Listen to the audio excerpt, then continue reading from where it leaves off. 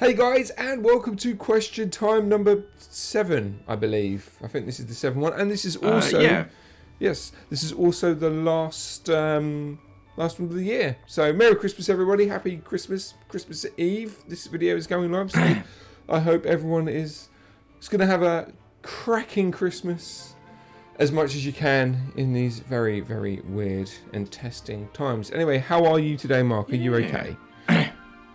I'm alright, I'm very well. I actually have some brandy butter here with me that I made that these lovely people will see a little bit later. I also have some mince pies, so this is going to be my breakfast for today. So as you're asking questions and I'm answering questions, I'm just going to be eating some mince pies with brandy butter, basically. Don't get too drunk. I don't want this by the end of this video. I love you! You put too much brandy. Yeah, it'll make the... it'll make... You've seen how much brandy I put in. Yeah, it'll make the answers much more sort of eloquent or entertaining. Cool, man. So obviously, yes, we are a day early. So if you normally think that Q&A's, well, obviously Q&A's normally on a Friday. Obviously today it's on a Thursday, Christmas Eve, because tomorrow we have a very own special little Christmas video, don't we, Mark? That's going live. We filmed that some time ago. I can't quite remember what we said in it, but I'm sure it's amazing. I'm sure it's a good video. It was all you, wasn't it?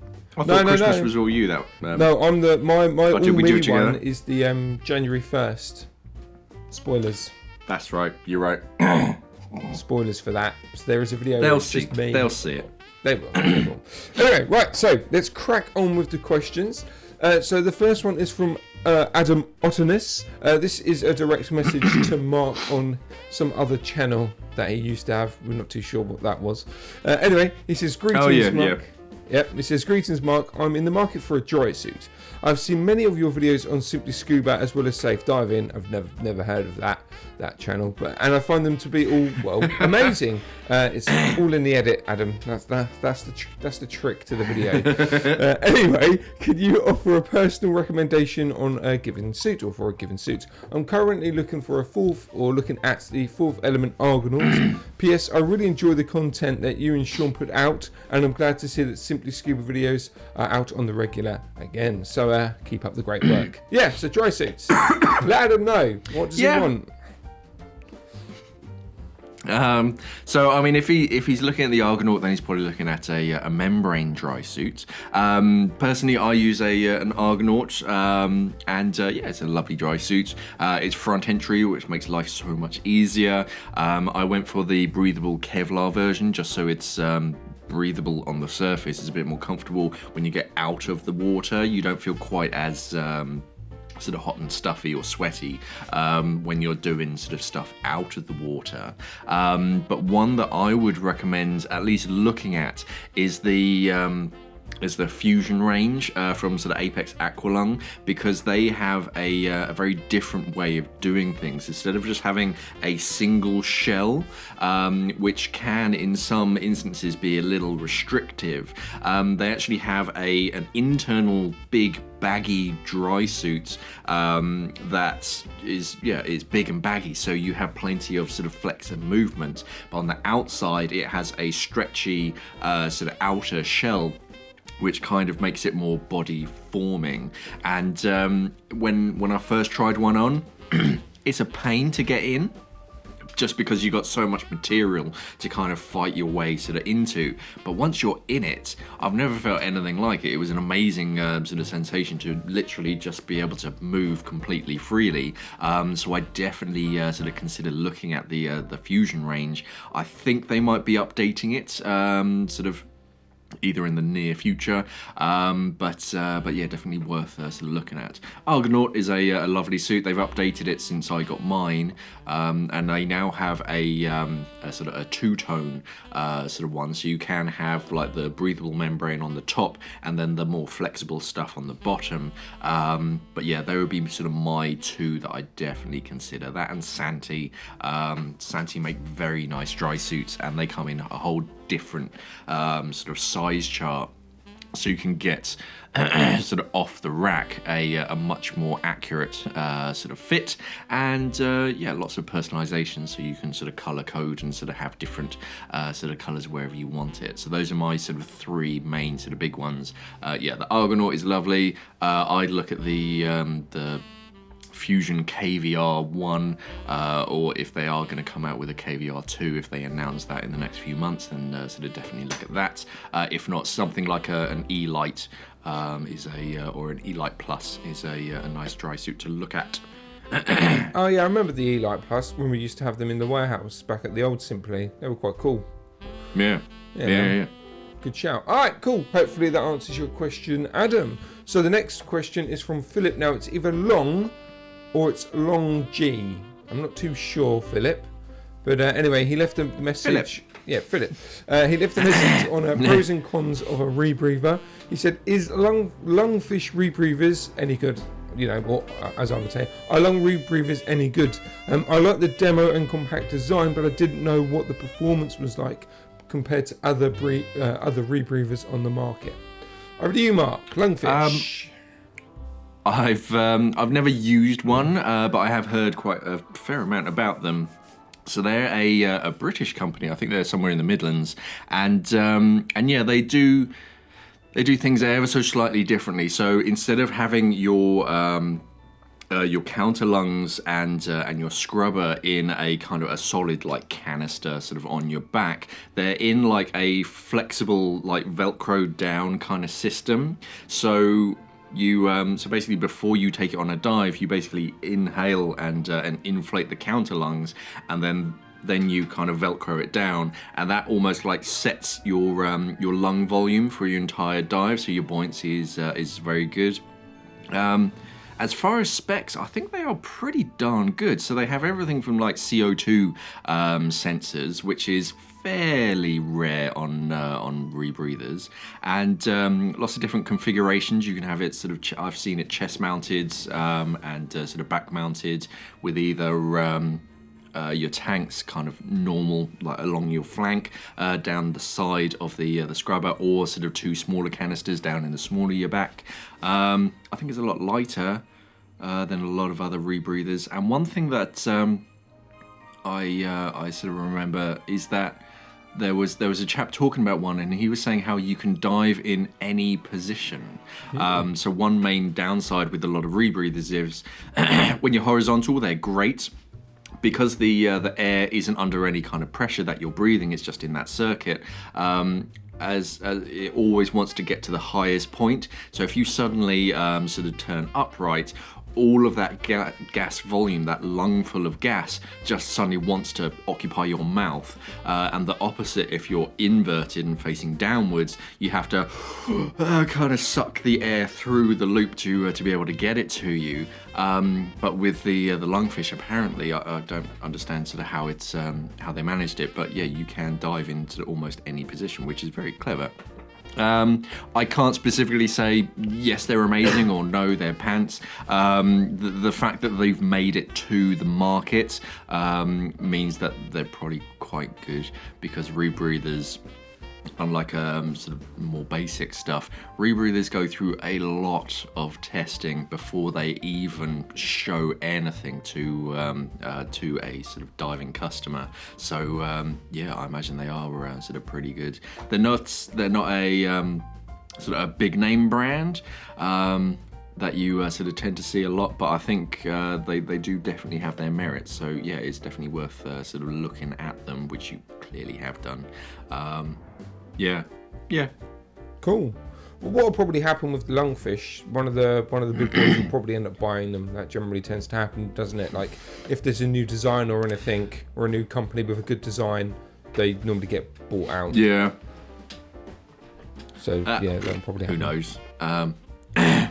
We'll see. That's the rebreather market is very different to the like recreational open circuit market. There's a lot more sort of independence, and yeah, it's all kind of based on getting brand awareness and getting instructors out there who can teach that unit, and then as soon as they kind of have that, then their popularity grows, and That's it. It's But very yeah. much like I think we've said it before about electric cars. Like when things get a bit cheaper and all that sort of thing, that's generally when things they become more accessible to people.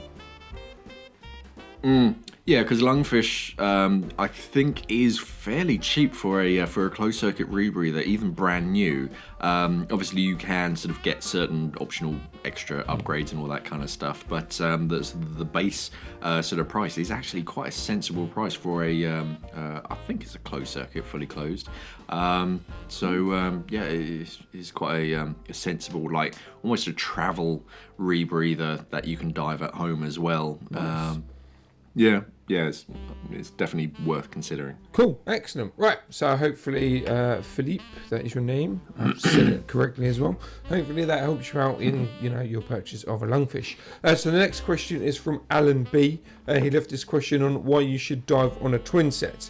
So he says, I wanted to use steel tanks for doubles with a back plate and wing system. My local dive shop didn't recommend it in case the wing fails. He says, I could not swim to the surface due to the weight of its tanks. What are your thoughts?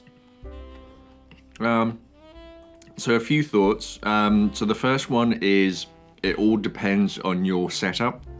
So if the way I dive my steel twins is I dive them with my sort of single wing, and then if that fails, I have my dry suit to act as buoyancy. But also, even with that, with two steel 12s, I still need lead to actually get down under the water, so I can always sort of ditch that lead. So it is more to just steels are heavy, and you kind of need to assess as well if you're diving in a rash vest and you only have that that wing as buoyancy, then you probably would sort of shift over to sort of alley twins, or at least dive with like an easily accessible lift bag or something that you can use as redundant buoyancy or a redundant bladder.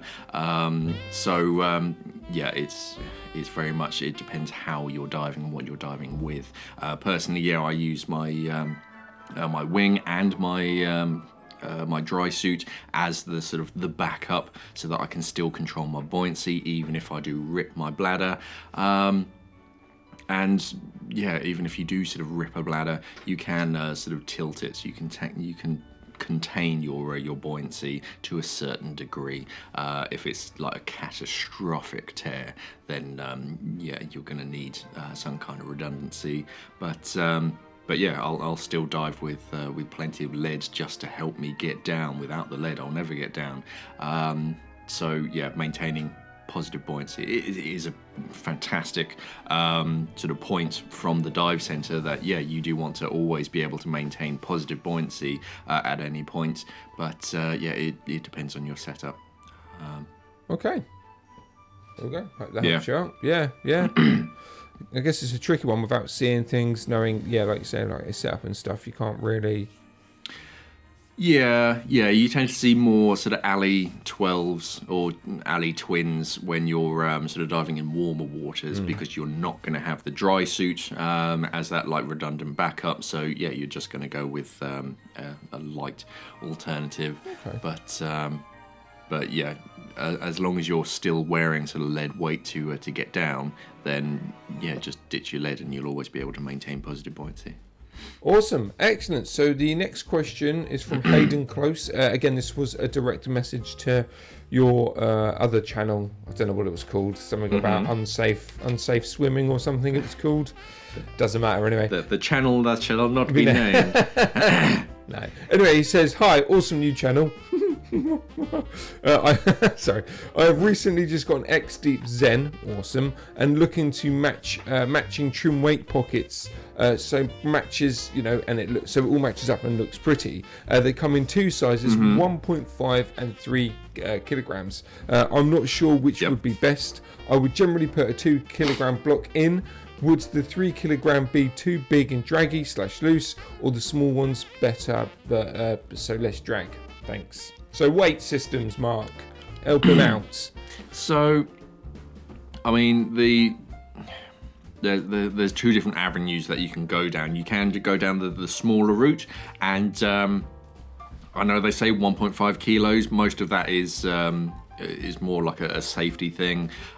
So if you did put more than 1.5 kilos in one of the pouches and the buckle sort of broke, then the manufacturer can just literally say, it's like, well, we told you not to put that much lead in.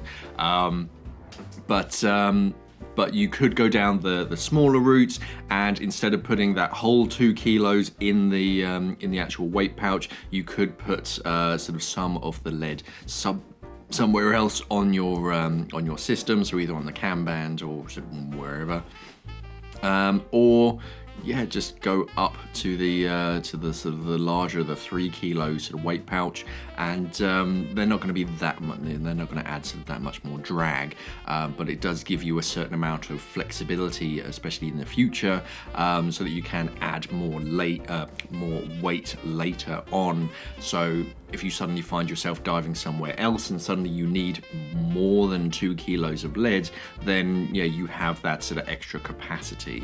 So it's very much down to you. I wouldn't worry too much about it being sort of draggy or loose. I think the only thing that changes is instead of being like long and thin, it just becomes more of a square pocket, I think. It's been a while since I've seen the XD sort of integrated weights, but yeah. If it was me, I'd probably go for the larger pockets, just so that I have that much extra redundancy, and they're built for that sort of extra weight. But yeah, you could go down the smaller route and then just move some of the lead elsewhere. Cool, excellent. Hopefully that helps you out. Before I carry on with the next question, this is going to be a bit of an emotional time, guys, because this is the last time I'm going to mention our Teesprings offer this year. It's a very sad time, I might mention kind of emotional. I know, I might mention it, or it's going to get mentioned in pre-recording, but this is the last thing I'm filming for Simply Skooma in 2020. But yes, as you all know, as you have been aware for the past 2 months, we have our very own Teespring store. We sell all our scuba diving apparel, t-shirts, phone cases, cushions, posters, face masks, snoods. We've got the lot. As you know, if you are a regular, we've got loads and loads and loads of stuff on our Teesprings page. So go head over there. You can pick colours, you can change different types of designs. There's lots of bits and bobs you can do over there. So what I want you to do after you've watched this video, clicked on all the ads and bought some of that stuff as well to help us out, head over to our Teespring store, fill up your basket, fill it to the brim. I want it to be bulging. Now obviously it's not going to be in time for Christmas, but treat yourself for the new year. Get yourself some new fresh kicks, some fresh apparel for 2021.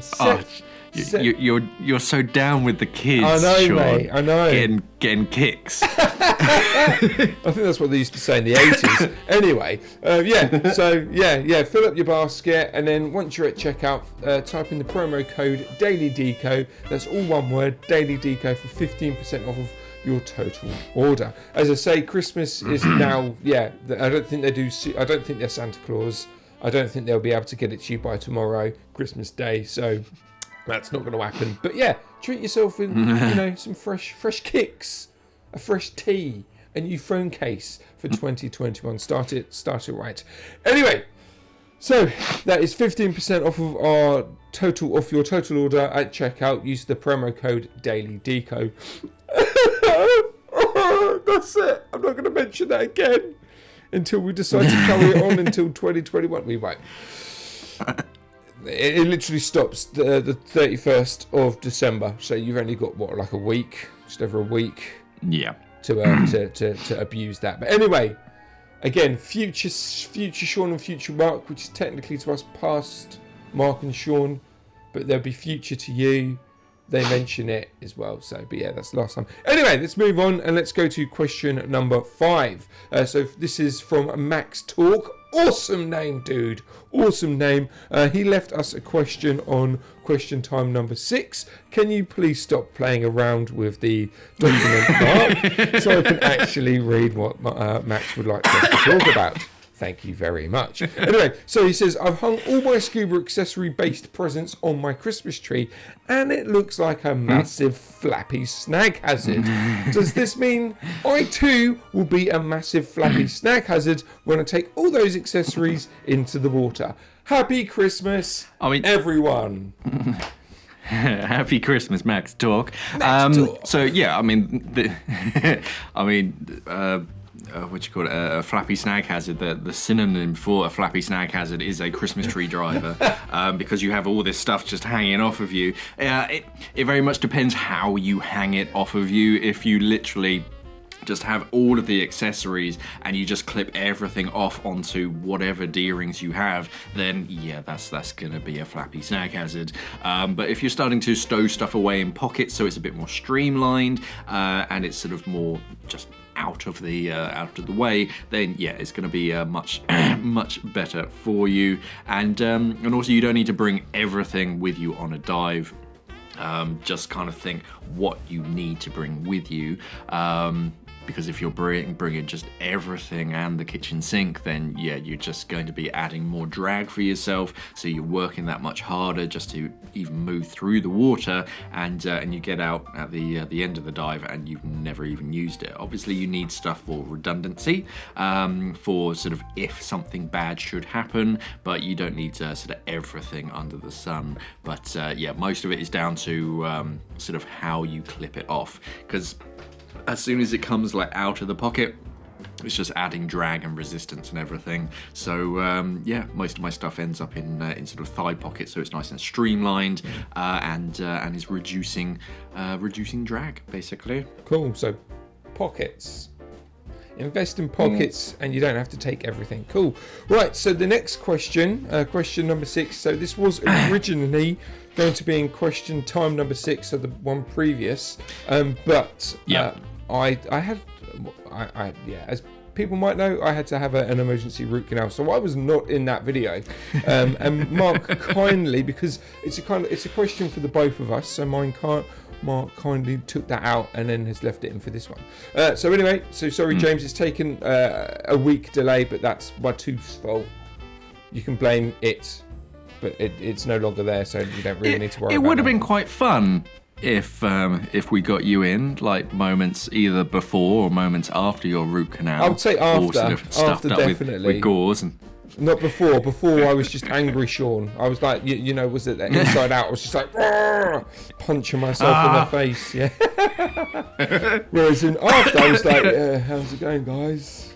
It took me back to my late teenage, early 20 years of doing stuff. Although they didn't, when I had mine done, they didn't give me the real like happy gas, whatever they call it, that makes you just talk utter gibberish afterwards. It was just local with mine.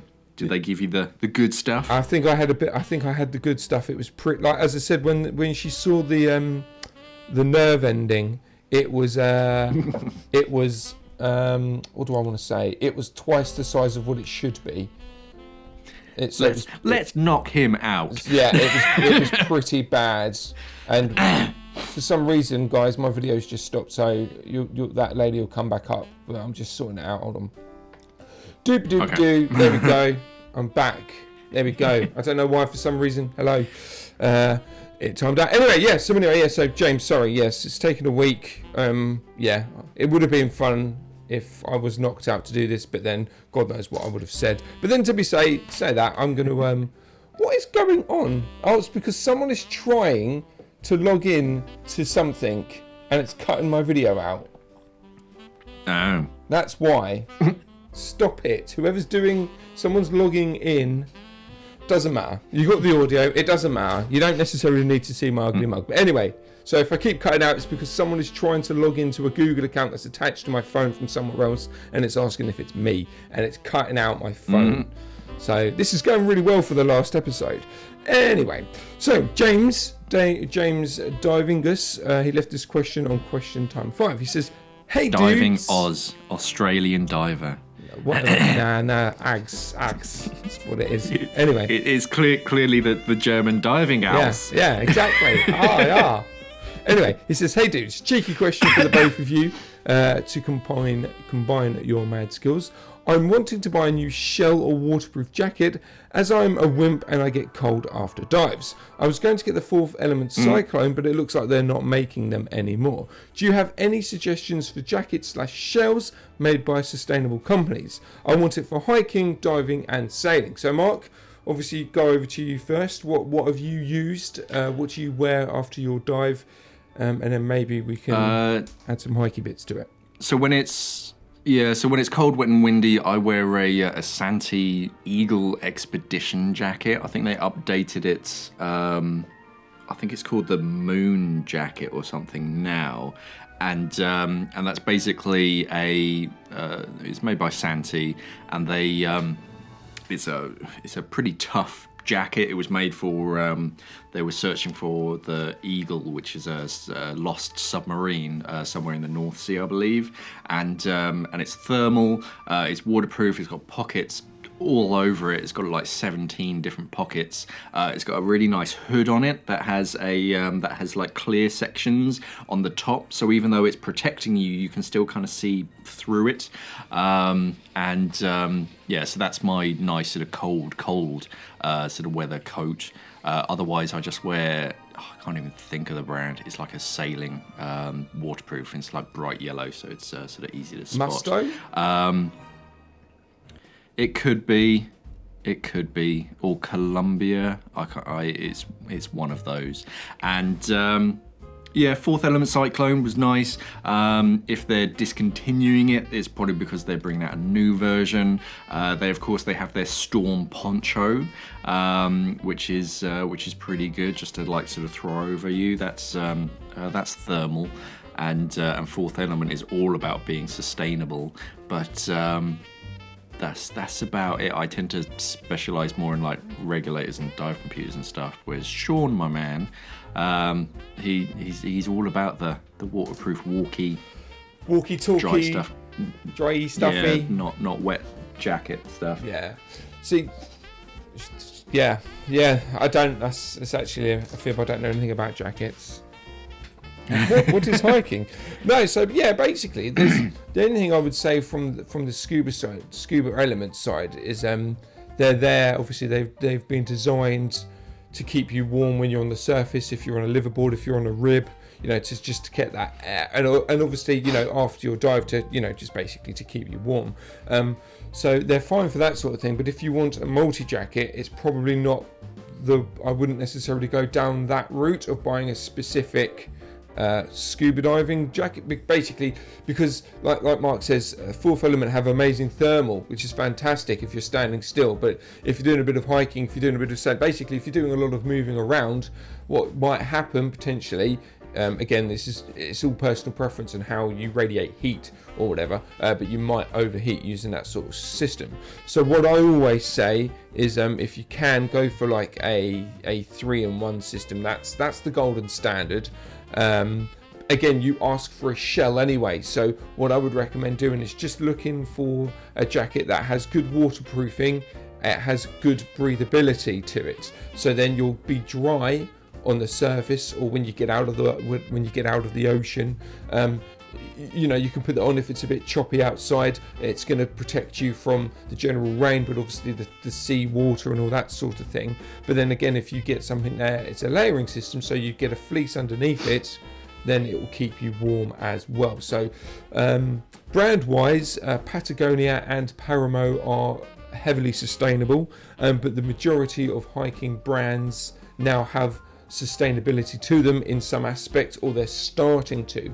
What you could also look for is to say, if you look, I know sustainability for Patagonia definitely, and Paramo, I think that's how you pronounce it. They're kind of the kings when it comes to it.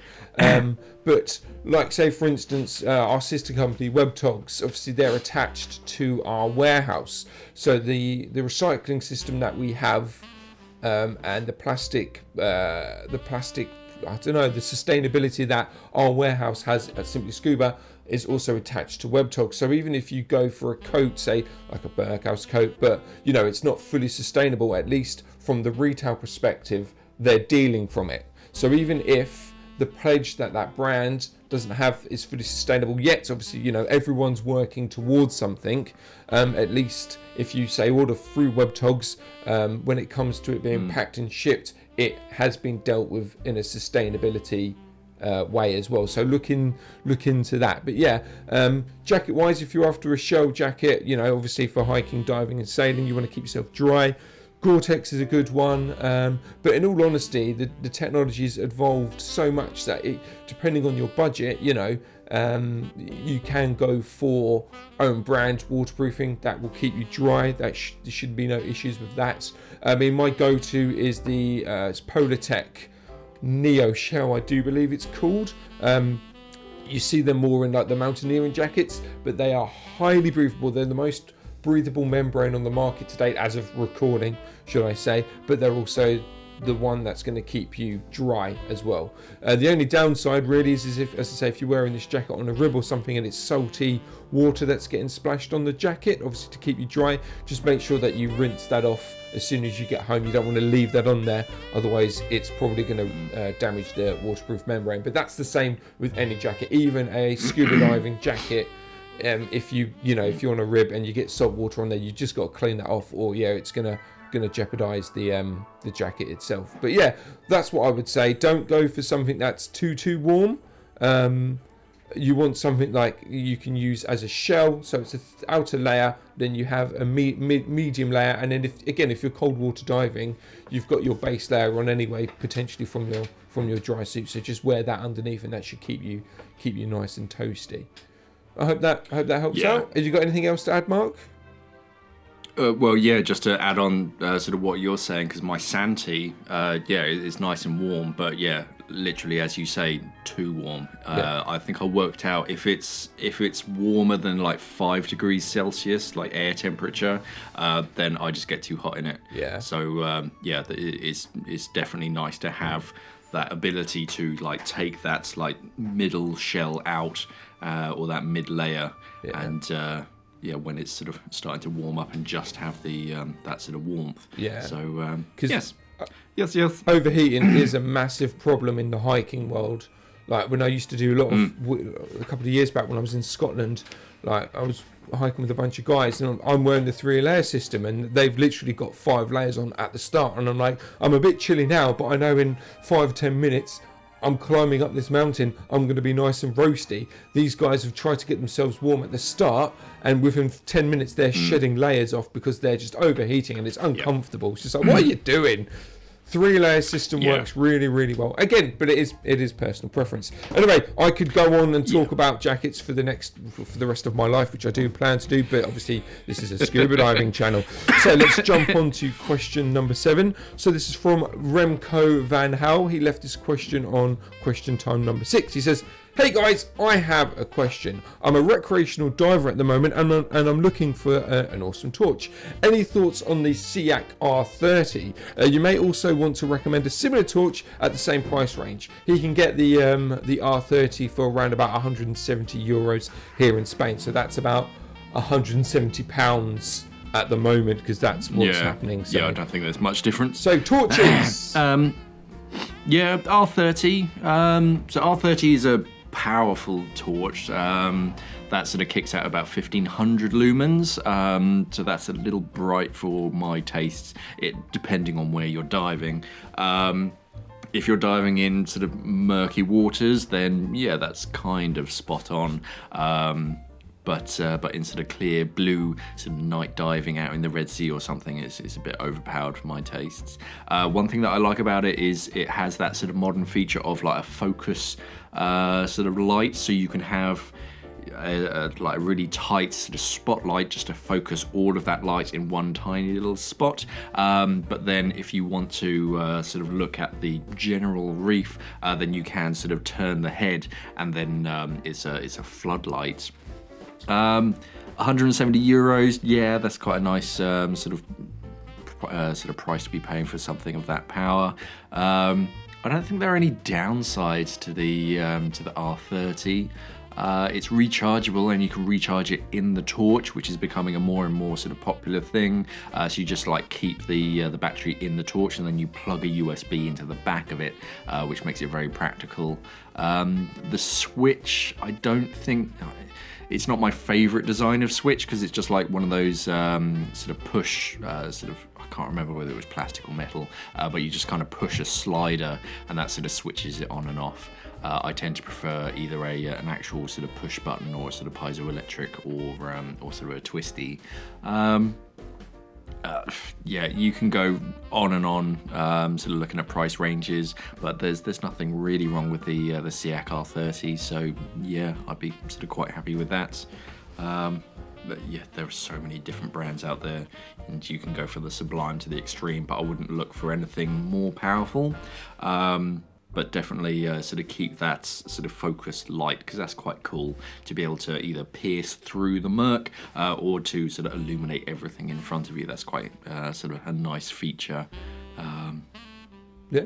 Yeah. The only other thing that I personally look for in a torch is something that you can mount to the back of your hand, and like a Goodman handle, just so it makes it a bit more hands-free, so you don't have to waste an entire hand just sort of holding onto the torch. But yeah, it's not a deal breaker, especially at the sort of the recreational sort of level where you're not really doing too much with two hands.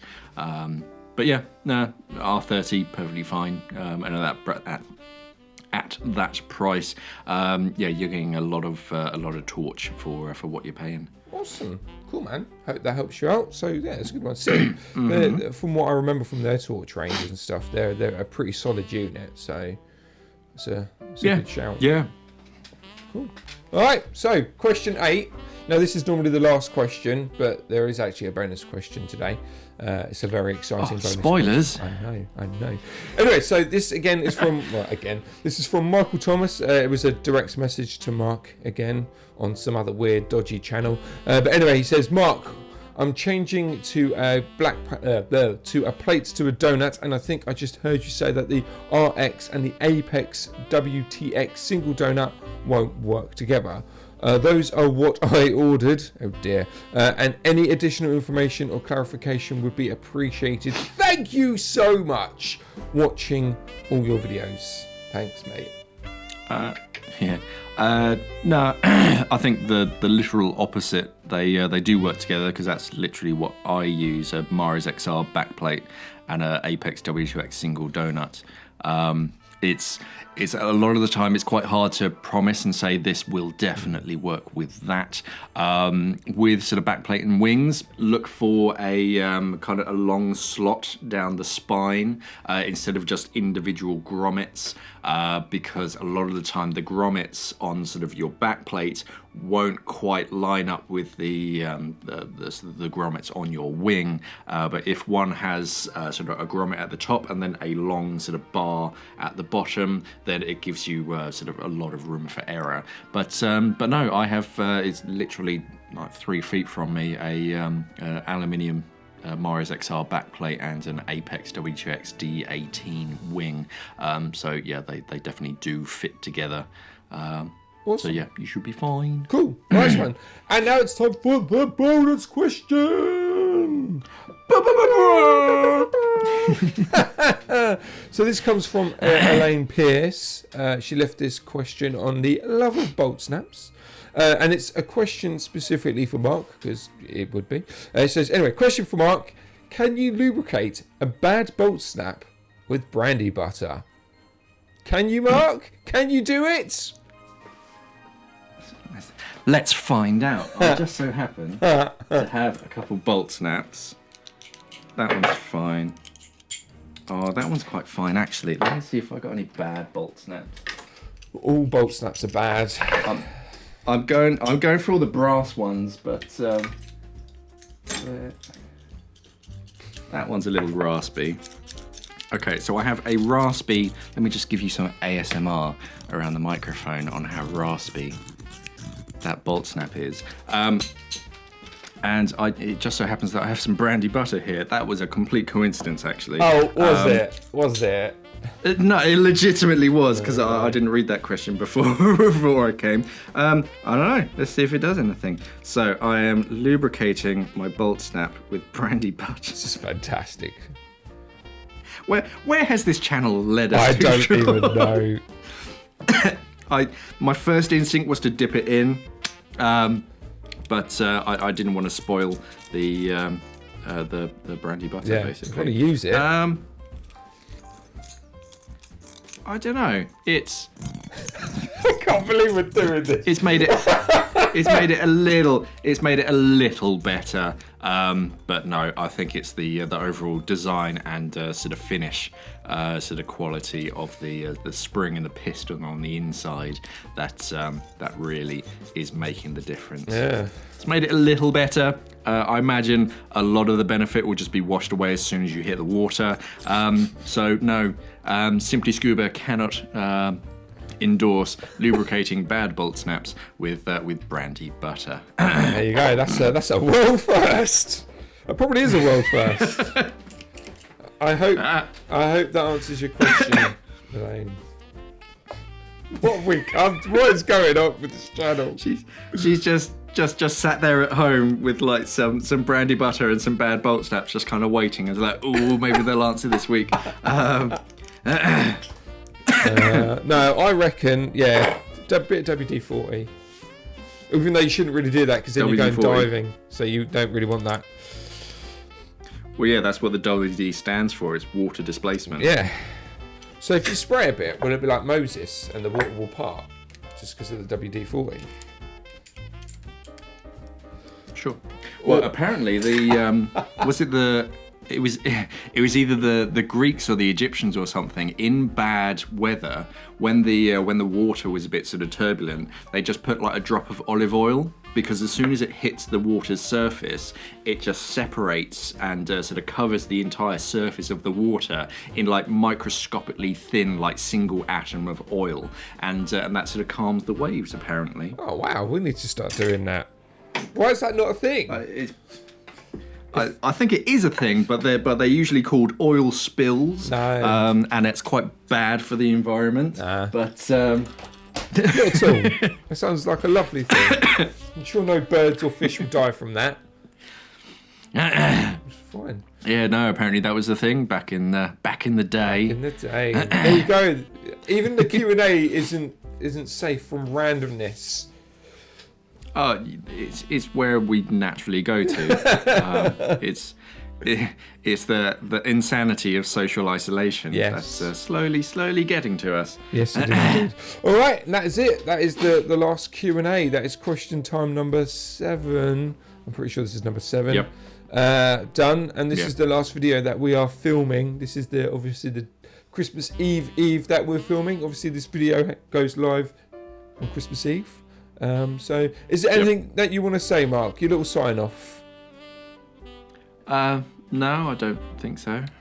Sweet, cool, yeah. So there is a surprise video going live at 2 p.m. today. Mark kind of hinted. There is, yes. Yeah, Mark kind of hinted at it at the beginning of the video. So if you heard that, you know what it is. If you didn't hear it, it's happening. Go to the start of the video and then listen to it there. But that goes live at 2 p.m. As a treat to everyone. You know, again. But mainly me. Huh? But mainly me. Mainly you, yes. Mainly you. But yeah, no. So yeah, it's a pretty cool little Daily Deco little bonus video for you. Anyway, yeah, so I end up there. So obviously there are a lot of videos that are coming live over the next couple of days. Daily Deco's time slot has been replaced with a couple of like mini, I guess they're not really mini, but they're deep dives, but they're product specific, should we say, which is pretty cool. Yeah, we've got just a general Christmas video update goes live tomorrow, Christmas Day, and we've got I've made a little video for New Year's Day as well. I'm back on the 4th of January. Mark is back on the 5th, so the next Daily DK you're going to be me. Sorry? You're going to be uploading on the 4th. Yeah, I'll be uploading on the 4th, but the video goes live on the 5th. I was going to say, you're saying I'm back on the 4th, but people won't see you until the 5th. Yeah, I'm back on the 4th filming, but you won't see me till the 5th. And then, Mark is back on the 5th, but you won't see him till the 6th, because obviously we're a day ahead or day behind, or day, whatever. It's Christmas. It doesn't matter anymore. January, we'll be back. But yeah, so I hope everyone here has a very Merry Christmas, season's greetings. If you don't celebrate Christmas, I hope you're staying safe and that you have a nice, 2 weeks or just over a week off there. And we'll see you in the new year. And hopefully 2021 for the Simply Scuba channel is going to be awesome. As long as we're allowed out of our houses. But yeah, I might just flood my garage so we can do some in-water stuff. Do it. Yeah, I think we touch upon that, don't we, in the Christmas video. So you'll see that tomorrow, from what I can remember. Yeah. We filmed that in September. I'm joking, we didn't. We filmed we were quite quite proactive this year. Yeah, we are. We knocked him out of the park, which is great. It's fantastic. What we need to. Anyway, we're going to stop blabbering, guys. Merry Christmas. Stay safe. Have a good one. If you're driving, stay safe. Again, if you're driving in the UK, be considerate of obviously of the services. So don't get lost. Tell people where you're going. If you do need to, you have backups basically. So if you can reduce the strain on the NHS from potentially getting ill or whatever from diving, just be sensible out there, guys. It's a very strainy, weird time out there.